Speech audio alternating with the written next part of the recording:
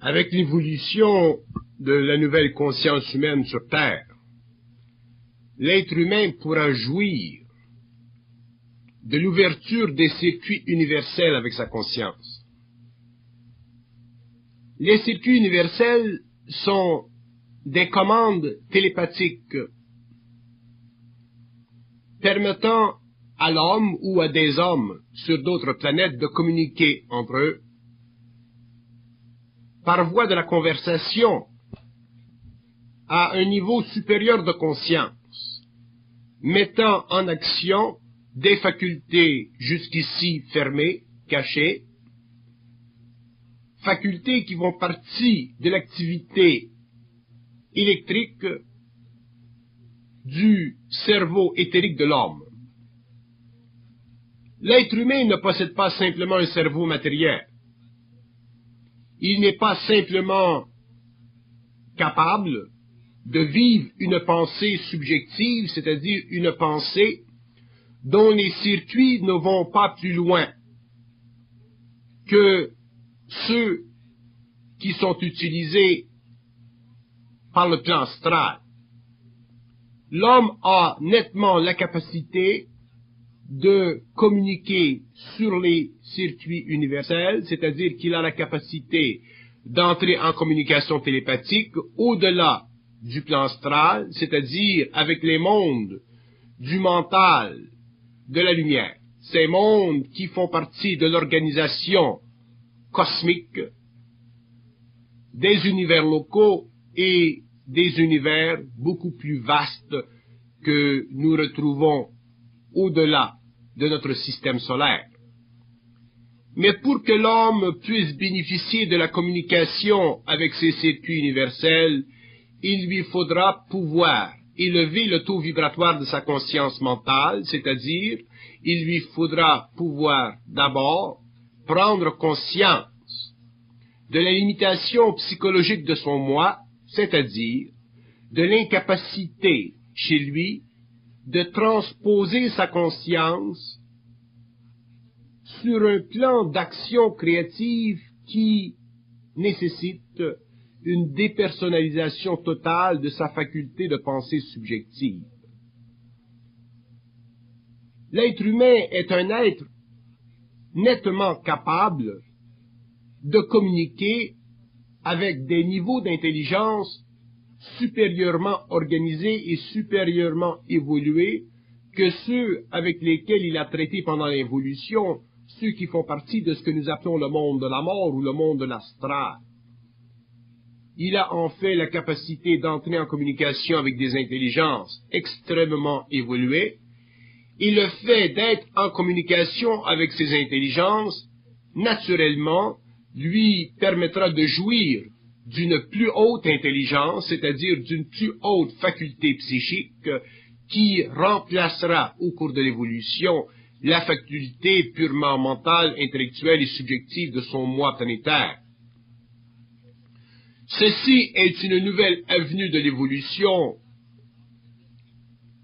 Ceci permettra que l'homme, finalement, ait accès à une banque d'informations concernant autant la matière que l'invisible, autant le système planétaire que les systèmes sidéraux. Ceci permettra à l'homme éventuellement, surtout lorsqu'il aura accès à la conscience éthérique de son mental, de pouvoir se déplacer en esprit en dehors de son corps matériel et de visiter des mondes qui sont très loin spatialement parlant du monde matériel auquel il appartient. L'évolution de la conscience humaine est une évolution majeure dans l'évolution totale de la galaxie. Elle est majeure parce que elle promet que l'être humain éventuellement pourra, avec très grande facilité, participer à l'activité créative des mondes supérieurement organisés et ainsi bénéficier sur sa planète de cette activité créative. Mais le prix, naturellement, sera très lourd parce que l'homme se verra obligé de transcender sa nature humaine, c'est-à-dire de dépersonnaliser complètement la réserve d'informations à laquelle il a accès et qui fait partie de l'organisation planétaire de sa mémoire égoïque. L'être humain de la prochaine évolution découvrira à un certain point de son évolution la grandeur systémique de la création des mondes créés et des univers en évolution. Et cette réalisation lui apportera une très grande joie dans le mental, c'est-à-dire, finalement, une réalisation que la vie est très vaste, que le mental de l'homme est très vaste, et alors que la conscience humaine aussi est très vaste. C'est cette réalisation qui, enfin, permettra à l'homme de commencer réellement à étudier les lois occultes de l'univers, les lois cachées de l'univers. Lois qui lui permettront de découvrir les principes de vie à tous les niveaux de la création, jusque sur le plan matériel. Pour que l'homme découvre la nécessité, éventuellement, d'entrer en communication avec les circuits universels, il lui faudra d'abord réaliser la nature imparfaite de son mental et aussi prendre conscience du blocage systématique qui existe sur le plan mental de sa conscience égoïque à cause des forces astrales en lui qui n'ont pas avantage, pour le moment, de lui donner la liberté d'expression parce que ces forces encore doivent se nourrir de sa pensée subjective afin de maintenir l'équilibre dans leur propre monde parallèle. Mais les clés à l'ouverture des circuits universels sont déjà sur la Terre. La descente de la conscience supramentale a déjà ouvert la porte vers l'infini et l'homme, au cours de la prochaine évolution, pourra avoir accès à des données, à de l'information concernant la structure psychique de son moi. Information qui lui permettra finalement de réaliser le grand rêve de l'homme, celui qui lui permettra d'être en communication télépathique avec les différents paliers de la création et en même temps qui lui permettra éventuellement de visiter ces mondes à partir du mouvement de sa conscience éthérique. Pour que l'homme conscient réalise l'importance de l'activité communicative sur les plans universels, il lui faut absolument comprendre que ses pensées aujourd'hui sont extrêmement limitatives et que pour évoluer plus loin dans la compréhension systémique de la création, il doit prendre conscience, c'est-à-dire réaliser que derrière ces pensées subjectives existe toute une panoplie de forces en activité qui travaillent contre sa libération, contre sa liberté, en utilisant à un niveau ou à un autre différentes facettes du mensonge cosmique, c'est-à-dire de ces mécanismes occultes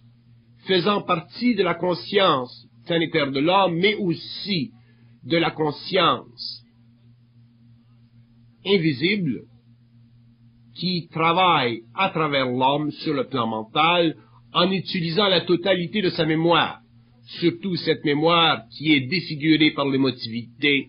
et qui l'empêche de prendre conscience de sa propre lumière, c'est-à-dire de son propre pouvoir. Il est évident que l'évolution future de l'humanité représentera pour l'homme une lutte contre le monde de la mort, lutte qui éventuellement permettra à son esprit de prendre sa place dans le cosmos, c'est-à-dire cette place qui permettra naturellement à l'être humain sur le plan matériel de totalement bénéficier du concours de son esprit dans son mouvement universel et éternel sur les différents plans et à travers les différents mondes de la création.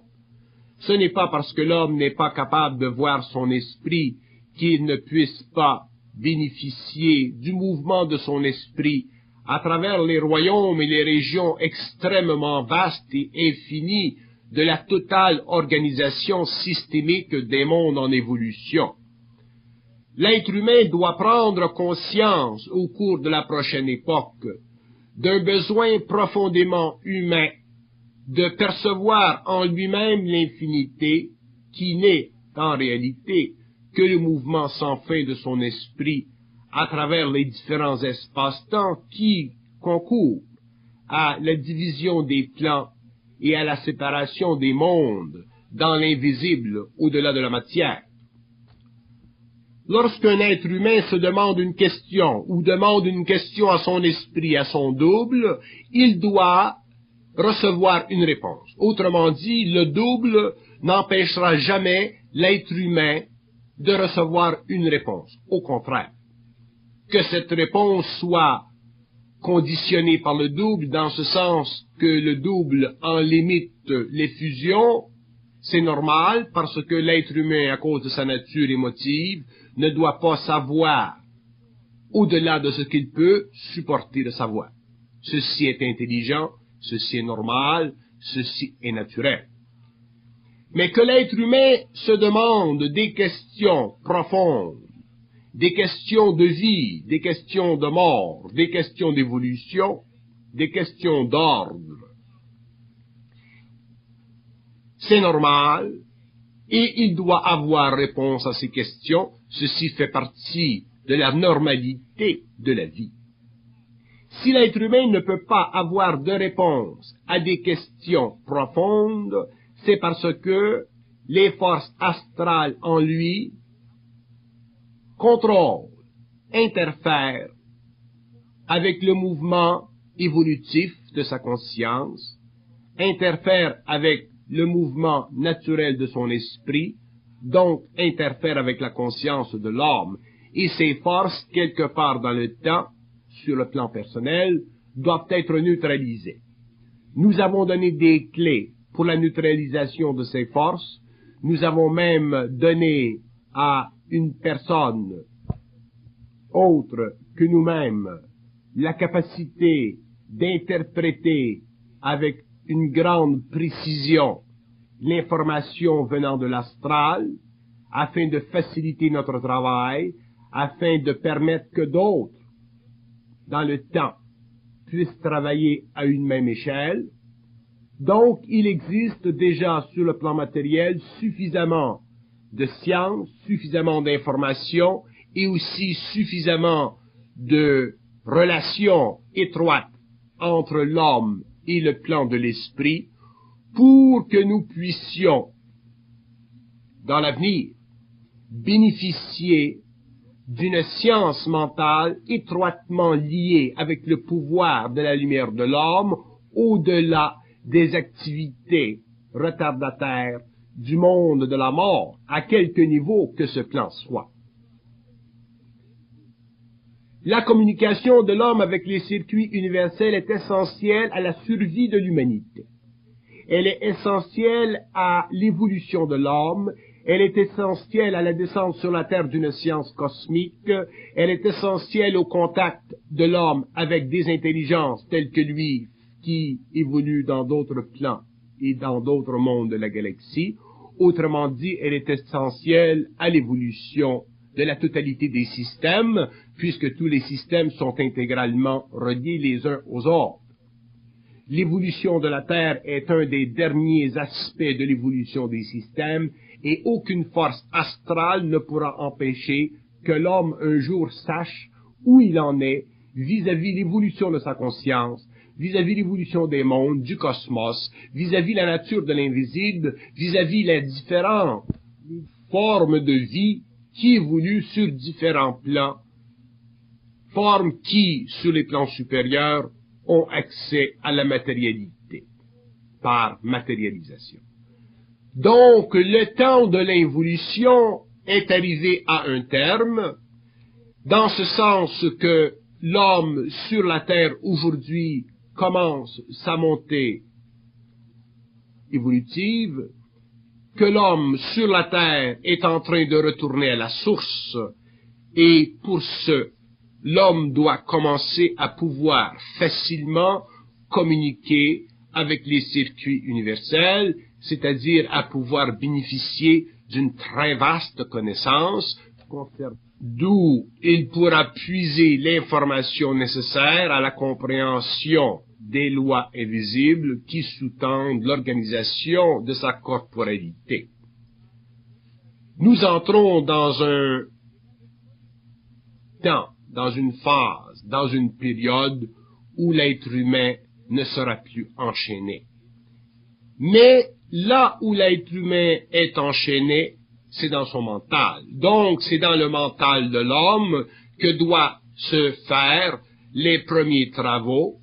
pour qu'il puisse se reconstituer une totalité, pour qu'il puisse découvrir son réel personnage et finalement commencer à progresser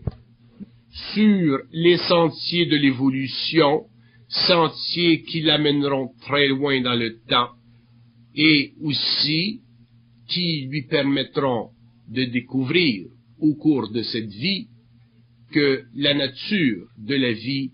est réellement extraordinaire et qu'elle dépasse de plusieurs lieues la moindre ou la plus osée des science-fiction.